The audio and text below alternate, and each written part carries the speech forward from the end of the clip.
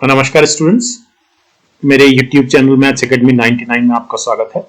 मैं Sanjay Mohan Bhatnagar, Unacademy educator, और आज की इस क्लास में हम CTET के पेपर मेन 2 में गणित और विज्ञान के जो प्रश्न आए थे उनको हल करेंगे पिछले साल के पेपर का में, और बहुत ही सरल शॉर्टकट से इसको हल करेंगे। और ऐसे क्वेश्चन जो आपको कॉम्प्लेक्स या जटिल लग सकते हैं, हम देखेंगे कि बिना किसी स्पेसिफिक फॉर्मूले का इस्तेमाल किए हुए बहुत ही सहजता से गणित के सवालों को, विशेष तौर से गणित के सवालों को किस तरह से हल किया जा सकता है। तो इस सीरीज में ये तीसरा वीडियो है। पहले जो 2 वीडियो थे वो पेपर मेन 1 के गणित से रिलेटेड थे, मतलब पेपर 1 में जो मैथमेटिक्स आया था। लेकिन इस वीडियो में पेपर 2 के गणित और विज्ञान के प्रश्नों को लिया गया है। ओके, तो ये पहला सवाल है, how many pairs of twin primes are there between the integers 1 to 100। अब ये क्वेश्चन वैसे बहुत सरल है, लेकिन इसमें हमको ये पता होना चाहिए कि ट्विन प्राइम्स क्या होते हैं। तो ऐसे प्राइम नंबर्स जिनके बीच में 2 का अंतर होता है, 2 का अंतर, जैसे 3 और 5, 5 और 7, 41, 43। तो इस तरह के जो प्राइम नंबर्स होते हैं जिनमें 2 का अंतर होता है, उनको हम ट्विन प्राइम्स बोलते हैं। तो बस आपको यहां पर यह पता होना चाहिए कि 1 से 100 के बीच में इस तरह के कितने प्राइम नंबर्स हैं। तो इस तरह के जो ट्विन प्राइम्स हैं 1 और 100 के बीच में, वो हैं 3, 5, 5, 7, 11, 13, 17, 19, 29, 31, 41, 43, 59, 61 और 71, 73। तो ये जो पेयर है 1, 2, 3, 4, 5, 6, 7, 8, तो इसका आंसर है 8। ओके, नेक्स्ट क्वेश्चन लेते हैं।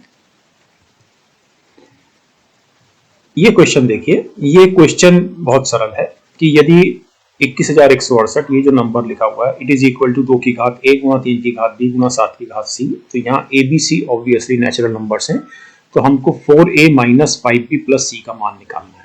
बहुत सरल सवाल है, इसमें हमको सीधे ये क्वेश्चन ये बता रहा है कि ये जो संख्या दी हुई है 21,168, इसके 3 प्राइम फैक्टर्स हैं, और प्राइम फैक्टर्स हैं 2, 3 और 7। अब सिर्फ हमको इनकी पावर्स वर्कआउट करनी है, तो इसको इस तरह से कर लेते हैं। 21,168, सबसे पहले इसमें पावर 2 देख लेते हैं। देखिए, इसमें एक शॉर्टकट समझिए कि अगर ये जो संख्या कोई भी संख्या है, अगर इसके इकाई, दहाई, सैकड़ा 3 अंकों से मिलकर जो संख्या बनती है, जो यहाँ 168 बन रही है, यदि 3 अंकों से, इकाई, दहाई, सैकड़ा वाले 3 अंकों से बनी हुई संख्या यदि 8 से डिवाइड होती है, यदि 8 से डिवाइड होती है, तो ये पूरी संख्या 8 से डिवाइड होती है। तो हमें अगर ये शॉर्टकट मालूम है, तो इसको हम सीधे सीधे इस तरह से लिखेंगे। हम इसको 8 से डिवाइड कर लेंगे, तो 8 दूनी 16, 8 दूनी 16, 5 बचा 51, 8 छंग 48, 3 बचा 36, 8 चौक 32, 4 बचा 8 छंग 48। ओके, और इसमें ऑब्वियसली एक बार 2 से डिवाइड और होगा ये, तो ये हो गया 16 गुणा 2 एकम 2, 2 तिया 6, 23। अब हम आते हैं इस पर, तो अब इसके आगे 2 के फैक्टर्स हमको नहीं मिलेंगे, तो इसको हम 2 की घात 4 गुणा 1323 लिख सकते हैं। तो हमको a बराबर तो 4 मिल गया, यहां से a बराबर हमको 4 मिल गया। अब ये जो संख्या है 3, 2, 5 और 3, 8 और 1, 9, इसका सम आ रहा है इसकी संख्या के अंकों का। इसका मतलब ये पूरी संख्या 9 से डिवाइड होगी। तो मैं इसको ऐसे लिख सकता हूं, 2 की घात 4 गुणा 9। अब मैंने इसमें जब 9 से डिवाइड किया, तो 9 एकम 9, 4 बचा 42, 9 चौक 36, 6 बचा 9 सत्ते 63। अब यहां पर ये 7 और 4 11 और 1 12, इसका टोटल आ रहा है, यानी कि ये 3 से डिवाइड हो रही है, अर्थात ये संख्या 3 से डिवाइड होगी। तो ये हो गया 2 की घात 4 गुणा 9 गुणा 3, और ये 3 चौक 12, 3 9 27। तो ये हो गया 2 की घात 4 गुणा 9 तिया 27, यानी 3 की घात 3 और 49, 7 स्क्वायर 2। अर्थात a बराबर 4, b बराबर 3 और c बराबर 2। अब हमें जो वैल्यू निकालनी है, ये वैल्यू निकालनी है हमको 4a minus 5b plus c की। तो 4a 4 चौक 16, 5b 15 और c बराबर 2। तो ऑब्वियसली ये हो गया 3। तो आंसर इज 3। तो आपने देखा कि ये एक आसान सवाल था।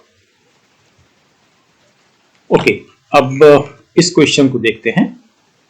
Let x be the least number which when divided by these 5 numbers leaves a remainder of 5 in each case. What is the sum of the digits of x? तो हमको सबसे पहले वो संख्या निकालनी होगी जो इनसे पूरी तरह से डिवाइड होती है, अर्थात हमको इनका एलसीएम निकालना होगा। तो हमको जो यहाँ पर वर्कआउट करना है वो करना है एलसीएम ऑफ 8, 12, 20, 28, 35। तो बिना किसी फॉर्मूले के एलसीएम निकालने का जो सरलतम तरीका है वो ये है कि आप सबसे बड़ी संख्या उठा लें और इसके फिर आप मल्टीपल्स करते चलें, जो मैंने पिछली क्लास में भी बताया था। जिस मल्टीपल पर सारे नंबर्स डिवाइड उस मल्टीपल को कर देते हैं, वही जिस पहले मल्टीपल पर बाकी सारे नंबर उस मल्टीपल को डिवाइड कर देते हैं, वही एलसीएम होता है। लेकिन यहाँ प्रॉब्लम यह है कि यहाँ हमारे पास 5 संख्याएं हैं, तो यहाँ पर हम उस तरीके से काम इसमें नहीं कर पाएंगे, यहाँ हमको फैक्टर्स ही देने पड़ेंगे। तो 8 बराबर 2 की घात 3, 12 बराबर 4 गुणा 3, तो 4 को मैं 2 की पावर 2 गुणा 3 लिखूंगा। 20 बराबर 4 गुणा 5, तो मैं इसको 2 की घात 2 गुणा 5 लिखूंगा। 28 बराबर 4 गुणा 7, तो मैं इसको 2 की घात 2 गुणा 7 लिखूंगा।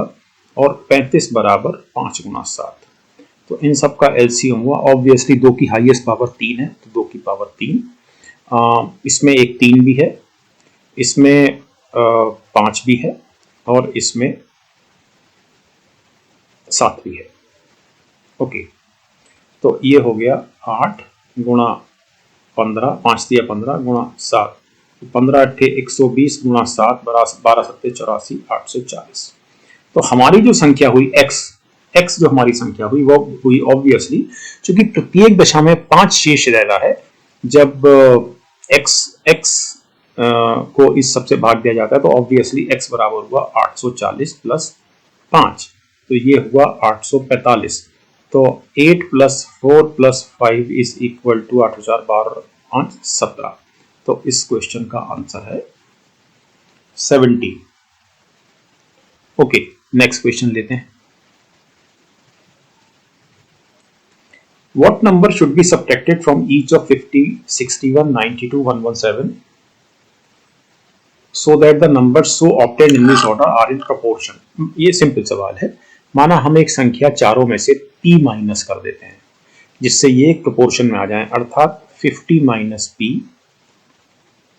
प्रोपोर्शन 61 माइनस p, ये सेम प्रोपोर्शन में होगा 92 माइनस p और 117 माइनस पी, अर्थात 50 minus P upon 61 minus P बराबर 92 minus P upon 117 minus P. Cross multiply कर देंगे इसको, तो क्रॉस मल्टीप्लाई करने पर 50 गुणा 117 माइनस 117 प्लस 50 इंटू पी और minus P into minus P plus P square equal to 92 into 61 minus 92 plus 61 P और minus P square, sorry plus P square, minus P into minus P, तो ये P square से P square cancel हो गया। Okay, अब यहां पर आपको इसको गुणा करना पड़ेगा, तो इट इज 17.5 55850 माइनस सॉरी ये हो गया 167p बराबर ये जो गुणा हुई ये वाली, ये हुई, इसको मैं ऐसे गुणा कर लेता हूं तो 92 तो ऐसे ही आएगा, और ये 6 है, 6 दूनी 12, 6 नम 54 अधिक 55 और 2 11 6 5612 माइनस 2 और 1 3 9 और 6 15। तो हमारे पास आया 14p इक्वल टू 238, अर्थात p बराबर 14 एकम 14 9 14 सत्ते 98, p is equal to 17, so answer is 70। Okay, आसान क्वेश्चन था ये। नेक्स्ट क्वेश्चन लेते हैं।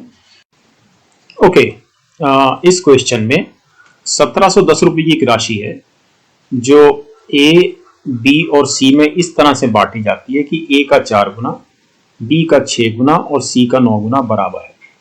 तो इसमें हम क्या करेंगे, हम एलसीएम वर्कआउट करेंगे। इसका तरीका समझ लीजिए, 4, 6 और 9 का, आई मीन इसका और इसका हम एलसीएम वर्कआउट करेंगे। एलसीएम निकालने का सबसे सरल तरीका ये है, जिसमें आपको कोई फॉर्मूला नहीं लगाना होता, कि आप जिन संख्याओं का आपने एलसीएम निकालना है उसमें सबसे बड़ी संख्या उठा लें और उसके मल्टीपल को देखना शुरू करें। जिस पहले मल्टीपल में सारी संख्याओं का डिवीजन हो जाए वही उसका एलसीएम होता है। तो ऑब्वियसली 9 एकम 9, 9 दूनी 18, 9 तीन 27, 9 चौक 36 एक ऐसी संख्या है जिसमें 4, 6, 9 तीनों का डिवीजन हो रहा है, तो 36 एलसीएम आया। ओके, अब हमारे पास ये जो 3 व्यक्ति हैं, इसमें हम ए को जो राशि देंगे वो देंगे 36/4 पी।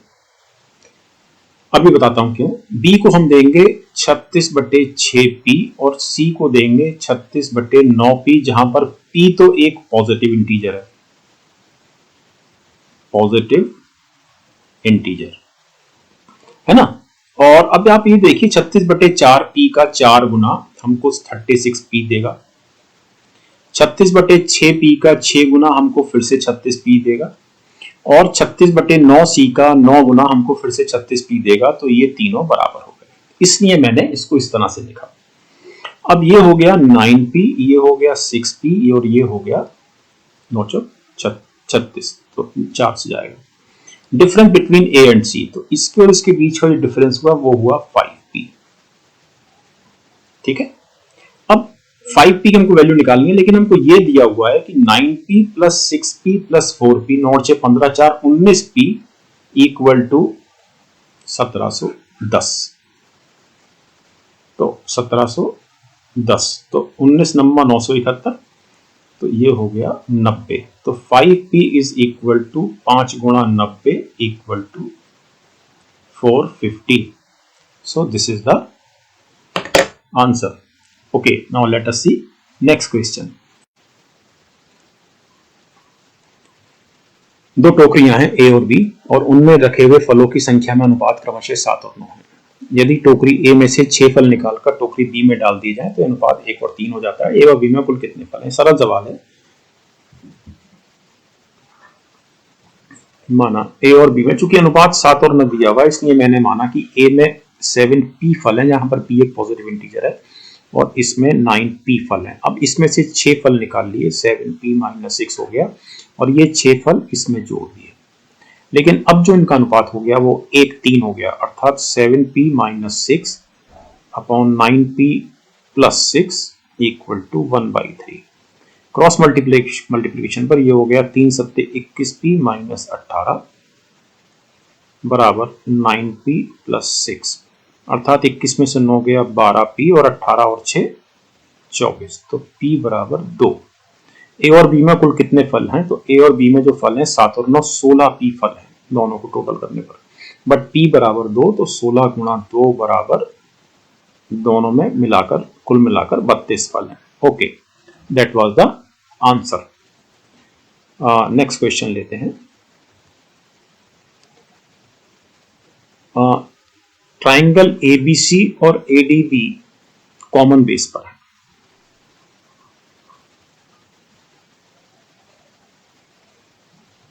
एबी पर ये कॉमन बेस है। डी एबी पर एक परपेंडिकुलर है।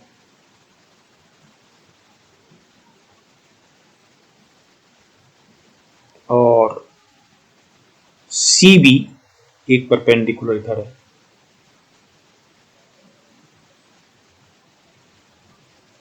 ओके, ये हमने इसको मिला दिया, ना भी मिलाएं तो चलेगा, आपको समझाने के लिए है।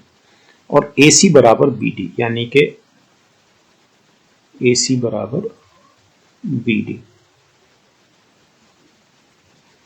तो बड़ा सिंपल सी बात ये है कि ये दोनों, ये वाला जो ट्राइंगल है, यानी A, यानी ऑप्शन देख लेते हैं, ये कॉन्ग्रुएंट ट्राइंगल है, ये वाला ट्राइंगल, ये वाला ट्राइंगल और ये वाला triangle. Obviously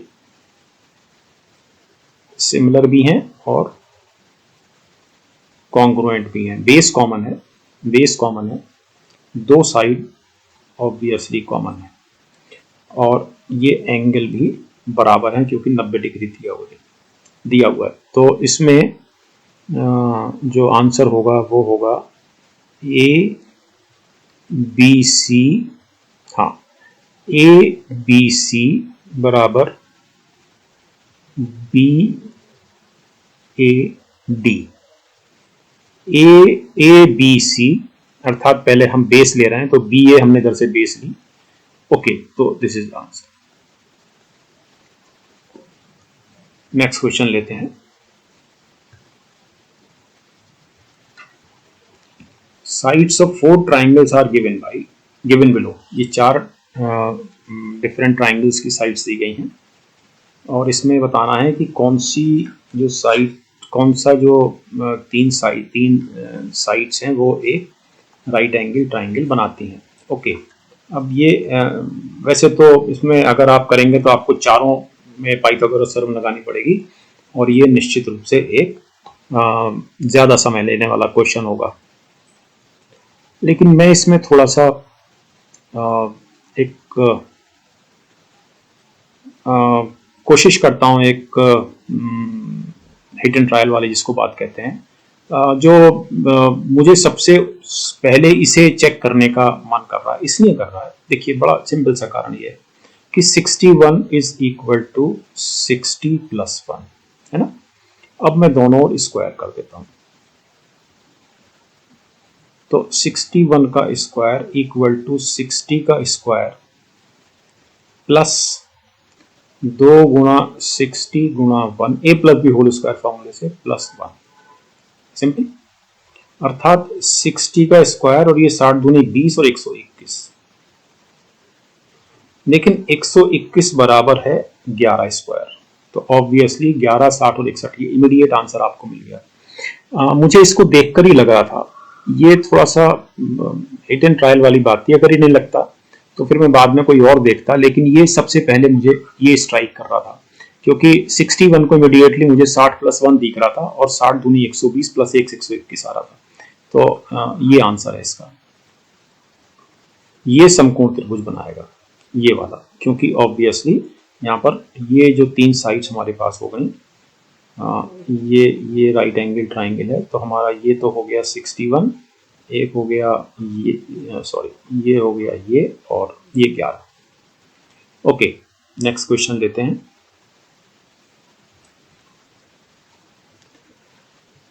the angles of a quadrilateral are in the ratio of 3, 5, 7, 9। तो अर्थात इनकी जो साइड्स हुई वो हुई 3p, जहां पर p एक पॉजिटिव इंटीजर है, 5p, 7p और 9p। अब हमें मालूम है कि एक क्वाड्रिलेटरल के चारों जो एंगल्स होते हैं उनका सम 360 होता है, तो 3p plus 5p plus 7p plus 9p, 9 और 7 16, 5 21 और 3 24, है ना। तो 12 दूनी 24, 12 तिया 36, p बराबर 15 डिग्री। तो जो difference between the least and greatest, तो ये ग्रेटेस्ट है, ये लीस्ट है, तो इन दोनों का जो डिफरेंस हुआ वो 6p हुआ, बट p इज 15, तो 6 गुणा 15 बराबर 90, तो इसका आंसर है 90 डिग्री। ओके, नेक्स्ट क्वेश्चन लेते हैं। The perimeter of A triangle is 12 centimetre. जो परिमाप है 12 सेंटीमीटर है। यदि तीनों साइड्स इंटीजर में हो अर्थात पूर्णांकों में हो तो कितने प्रकार के, तो इस प्रकार के कितने विभिन्न त्रिभुज संभव है। ये एक सरल सवाल है, हमको सिर्फ ये ध्यान रखना होगा कि किसी भी ट्राइंगल में sum of any 2 sides is greater than third side, बस ये आपको ध्यान रखना होगा। तो ऑब्वियसली इसमें अब ये सिंपल है, हमारे पास ये जो साइड्स हैं इस तरह से है। ऑब्वियसली कोई भी एक साइड अब 6 नहीं हो सकती क्योंकि तब बाकी दोनों साइड्स का योग भी 6 हो जाएगा और वो इसको इसके अगेंस्ट होगा, इस प्रिंसिपल के। तो एक साइड जो है वो हर हालत में हमको अब इस तरह से लेनी पड़ेगी। सॉरी, हम पहले अब 2 लेंगे, पहली एक साइड,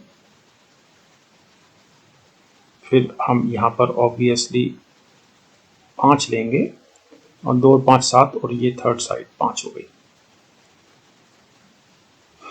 ओके, अब हम पहली साइड 3 लेंगे, यहाँ 7 लेंगे, क्योंकि हमको तीसरी साइड हम 6 नहीं रख सकते, हम अधिकतम 5 रख सकते हैं। यानी कि मैं इसको लिख देता हूँ, तीसरी भुजा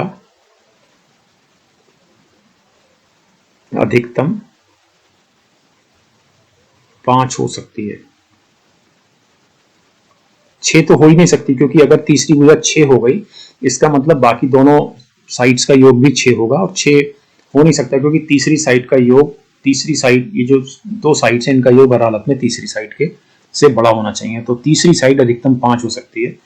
तो ऑब्वियसली इसमें अब ये 3 और 4 7 और 5 12, एक कॉम्बिनेशन ऐसे हो सकता है। ओके, सॉरी, तीसरा कॉम्बिनेशन हो सकता है ये, और एक आखिरी कॉम्बिनेशन हो सकता है ये। तो हमारे पास जो आंसर है वो है 4। तो इस क्वेश्चन में एक गोदाम है जो क्यूबॉइड है, अर्थात गोदाम कुछ इस तरह का है।